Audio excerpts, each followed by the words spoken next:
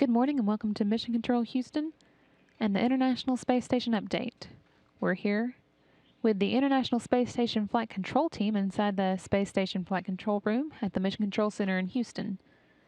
On board the International Space Station, the 6 Expedition 32 crew members are halfway through their day. Commander Gennady Padalka, U.S. flight engineers Joe Akava and Sonny Williams, Japanese flight engineer Aki Hoshide, and Russian flight engineers Yuri Malenchenko and Sergei Revin got their wake-up call at 1 a.m. Central Time this morning and have been steadily making their way through their scheduled activities. The crew has been together for almost a full month now since William, Hoshide, and Malenchenko arrived aboard their Soyuz 31S on July 16th. They've been in space for 32 days and at the space station for 30, and they're planning to stay until November. Akava, Padalka, and Revin, on the other hand, launched on May 14th and have been in space now for 93 days, at the station for 91. They'll be heading back to the Earth in their own Soyuz vehicle next month. With 2 spacewalks coming up before the end of the month, one in less than a week, activities today are again focused on preparation, particularly for the Russian spacewalk, which is scheduled for Monday.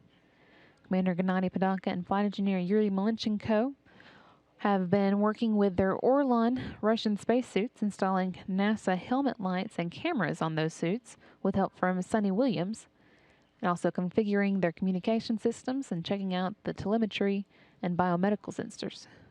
They're scheduled to perform that spacewalk beginning at 9:40 a.m. on Monday, and NASA TV coverage of the 6.5-hour-long excursion will begin at 9 a.m. Central Time. Elsewhere on the station, the other Expedition 32 crew members have been busy with science experiments. Flight engineer Joe Akaba spent some time today working on ACE, or the Advanced Colloid Experiment, which looks at the flow characteristics and evolution and ordering effects of colloids in microgravity. Meanwhile, Sonny Williams and Aki Hoshide were both scheduled to spend some time with the Integrated Cardiovascular Experiment, which studies the decrease of the heart muscle that the astronauts experience while in space.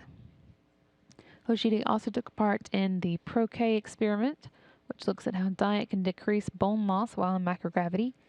And this afternoon we'll begin a session of the Circadian Rhythms experiment. That experiment examines how long stays in space, where the sun rises and sets 16 times a day, affect the body's circadian rhythms, which are their 24-hour light-dark cycle. The team here on the ground will command the visiting Autonomous Transfer Vehicle's thrusters to fire for 31 minutes and 16 seconds and raise the space station to an altitude of 254 miles.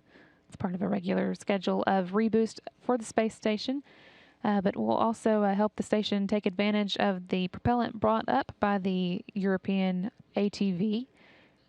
Also, begin getting them into place for the next Soyuz departure from the space station next month.